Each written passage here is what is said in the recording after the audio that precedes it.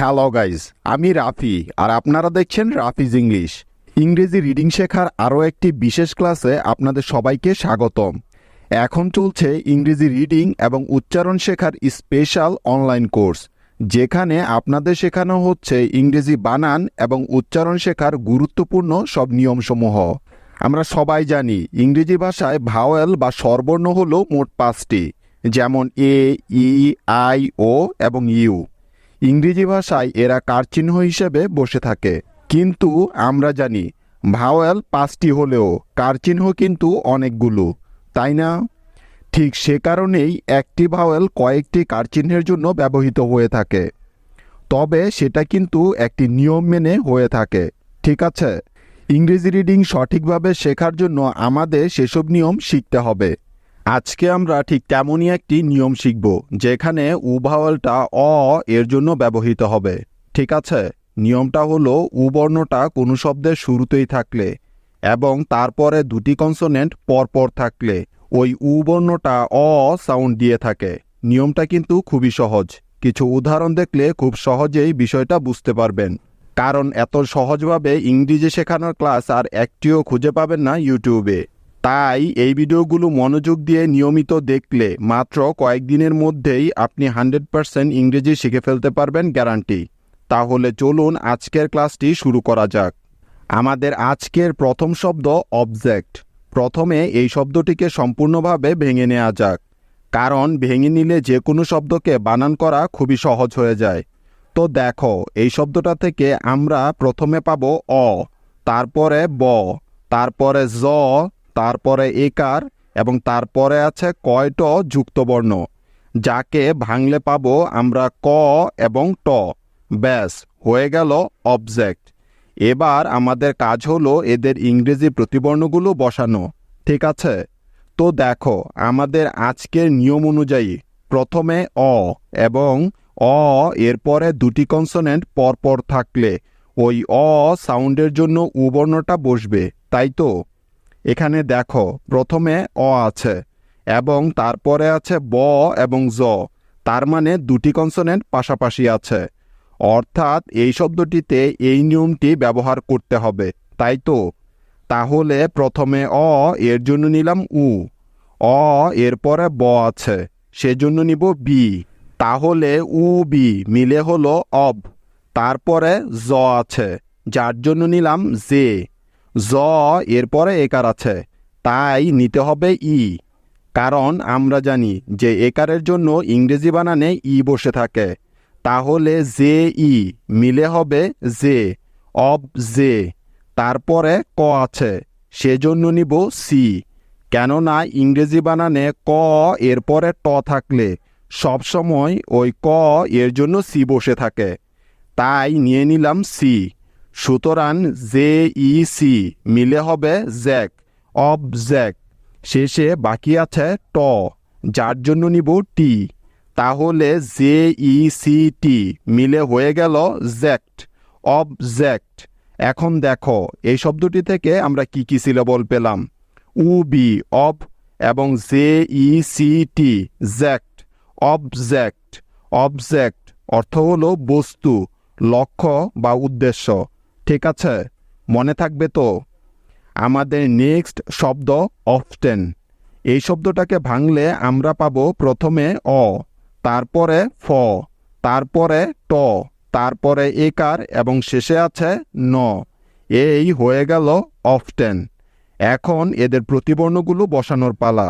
যেমন প্রথমে অ আছে, এখন দেখতে হবে তারপরে কয়টি কনসোনেন্ট আছে। যদি দুইটি কনসোনেন্ট পরপর একসাথে থাকে তাহলে প্রথম অ টার জন্য উ নিতে হবে, তাই না? লক্ষ্য করে দেখো এই শব্দটিতে অ এরপরে দুটি কনসোনেন্ট একসাথে আছে, ফ এবং ট, তাই প্রথম অ এর জন্য এখানে নিতে হবে উ। এবার অ এরপরে আছে ফ, সেজন্য নিলাম এফ, তাহলে উ এফ মিলে হয়ে যাবে অফ।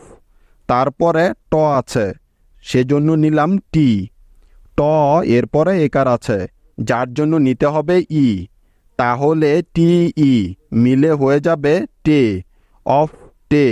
শেষে ন আছে তাই নিলাম এন। সুতরাং TEN মিলে হয়ে গেল 10 অফ 10। এই শব্দটি থেকে আমরা দুটি সিলেবল পাই, যেমন UF অফ এবং TEN 10 অফ 10। অফ 10 অর্থ প্রায়ই, ঘন ঘন বা আকসার। আমেরিকানরা এটাকে অফেনও বলে থাকে। ঠিক আছে, আমাদের পরবর্তী শব্দ অরবিট। এই শব্দটা ভেঙে আমরা পাই প্রথমে অ, তারপরে র, তারপরে ব, তারপরে ইকার এবং শেষে পাই ট। ব্যাস হয়ে গেল অরবিট। এখন চলো এদের ইংরেজি প্রতিবর্ণগুলো বসানো যাক। তো দেখো, প্রথমেই আছে অ। এখন তোমরা কেউ বলতে পারবে যে এখানে অ এর জন্য কোন বর্ণটা বসবে? একদম ঠিক, ও বর্ণটা নিতে হবে। কারণ কি? কারণ হলো, লক্ষ্য করলে দেখবে যে এই শব্দে উ এরপর দুটি কনসোনেন্ট র এবং ব আছে একসাথে, তাই। এবার দেখো, অ এরপরে র আছে, সেজন্য নিব আর। তাহলে উ আর মিলে হলো অর। তারপরে ব আছে, তাই নিয়ে নিলাম বি। ব এরপরে ইকার আছে, যার জন্য নিব আই। কারণ আমরা জানি যে ইকারের জন্য আই বসে। তাহলে বি আই মিলে হয়ে গেল বি, অর বি। সবার শেষে ট আছে, সেজন্য নিলাম টি। সুতরাং BIT মিলে হবে বিট, অর বিট। এখন দেখো এই শব্দটা থেকে আমরা কি কি সিলেবল পেলাম? উ আর অর এবং BIT bit, or bit. Orbit অর্থ হলো গ্রহ, উপগ্রহ বা কক্ষপথ। মনে থাকবে তো? নেক্সট শব্দ অপটিমাল।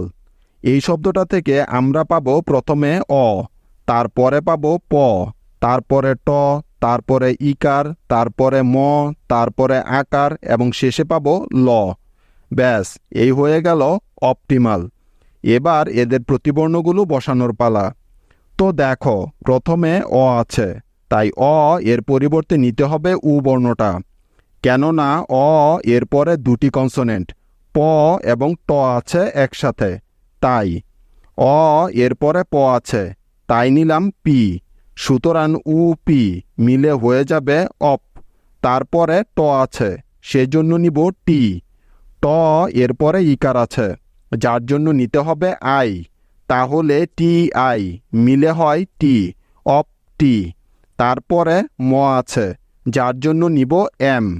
ম এরপরে আকার আছে, তাই নিয়ে নিলাম এ। সুতরাং MA মিলে হয়ে গেল মা, অপ টি মা। এবং শেষে আছে ল, সেজন্য নিলাম এল। তাহলে MAL মিলে হয়ে গেল মাল, অপটিমাল। এখন দেখো এই শব্দটি কি কি সিলেবল দিয়ে গঠিত হয়েছে? UP অপ, TIT এবং MAL মাল, অপটিমাল।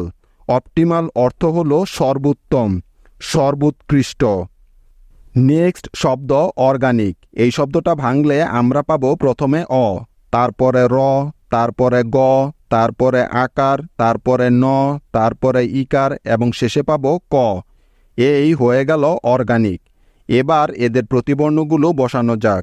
তো দেখো, প্রথমে অ আছে এবং তারপরে দুটি কনসোনেন্ট র এবং গ আছে একসাথে, তাই অ এর জন্য নিতে হবে উ। অ এরপরে র আছে, সেজন্য র এর পরিবর্তে নিতে হবে আর। সুতরাং উ আর মিলে হয়ে যাবে অর। তারপরে গ আছে, যার জন্য নিয়ে নিলাম জি। গ এরপরে আকার আছে, তাই নিতে হবে এ। তাহলে GA মিলে হয়ে যাবে গা, অর গা। তারপরে ন আছে, যার জন্য নিব এন। ন এরপরে ইকার আছে, তাই নিয়ে নিলাম আই। সুতরাং NI মিলে হলো নি, অর গা নি। এবং শেষে বাকি রইল ক, যে জন্য নিয়ে নিব সি। কারণ ইংরেজি বানানে ক এর জন্য সি বসে। তাহলে NIC মিলে হবে নিক, অর্গানিক। এখন দেখো এই শব্দটা থেকে আমরা কি কি সিলেবল পাচ্ছি? উ আর অর, GA গা এবং NIC নিক, অর্গানিক। অর্গানিক অর্থ হলো জৈব বা আঙ্গিক। ঠিক আছে, মনে থাকবে তো?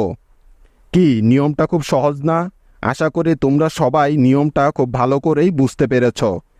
আজকে আমরা শিখব ডাবল উ এর উচ্চারণ, অর্থাৎ দুটি উ একসাথে বসে কোনো শব্দে কেমন সাউন্ড দিয়ে থাকে। আজকে আমরা সেটাই শিখব উদাহরণের মাধ্যমে। আজকে হচ্ছে ইংরেজি রিডিং শেখার 33 নাম্বার ক্লাস। কেউ আগের ক্লাসগুলো মিস করে থাকলে অবশ্যই প্লেলিস্ট থেকে দেখে নিও, অনেক কিছু শিখতে পারবে। তাহলে চলো শুরু করা যাক। তো দেখো নিয়মটি কি।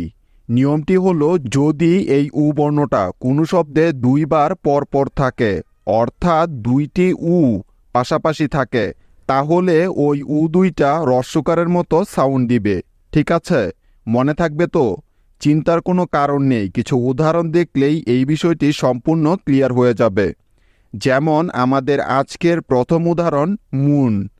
এখন দেখো এই শব্দটাতে প্রথমেই আছে এম, তাই এম এর পরিবর্তে নিয়ে নিব ম, যেহেতু ম এর ইংরেজি প্রতিবর্ণ হলো এম।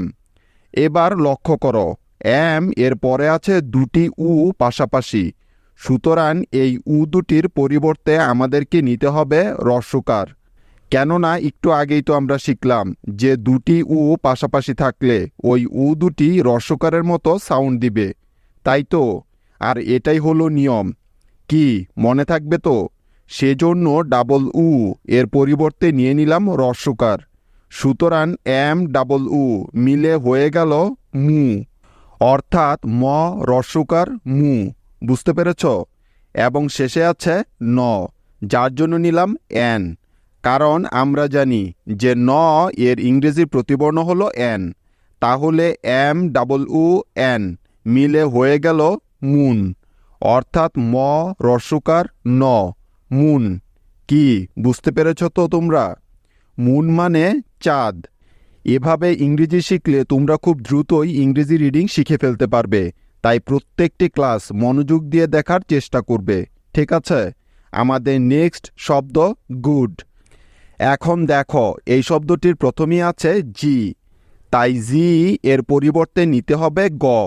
কেননা আমরা জানি যে বাংলা গ বর্ণটির জন্য শুধুমাত্র জি বর্ণটাই বসতে পারে। এবার দেখো তারপরে আছে ডাবল উ, অর্থাৎ দুইটা উ একসাথে পাশাপাশি, তাই তো? সেজন্য এই দুটি উ এর পরিবর্তে আমাদেরকে নিতে হবে হ্রস্বকার। মনে আছে তো নিয়মটা?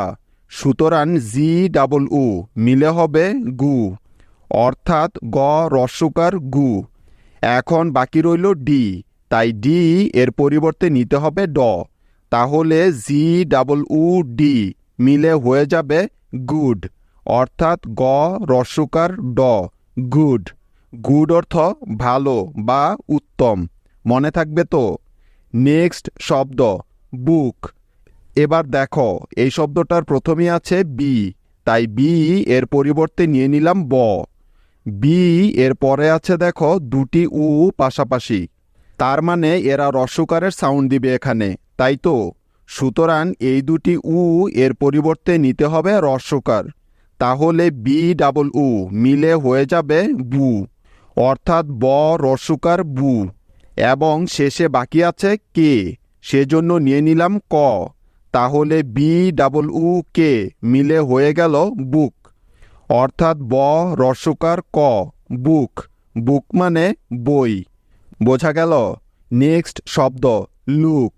এই শব্দটির প্রথমেই পাচ্ছি এল বর্ণটা, তাই এল এর পরিবর্তে নিয়ে নিব ল।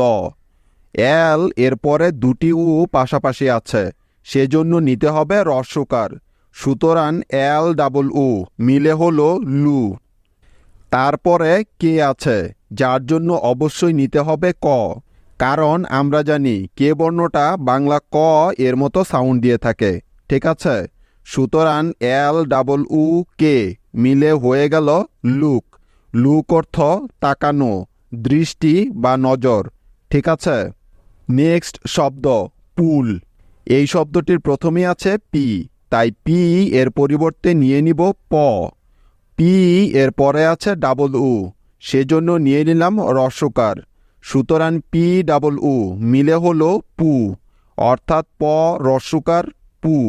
তারপরে এল আছে, যার জন্য নিতে হবে ল, সুতরাং পি ডাবল উ এল মিলে হয়ে যাবে পুল, অর্থাৎ প রস্যকার ল, পুল।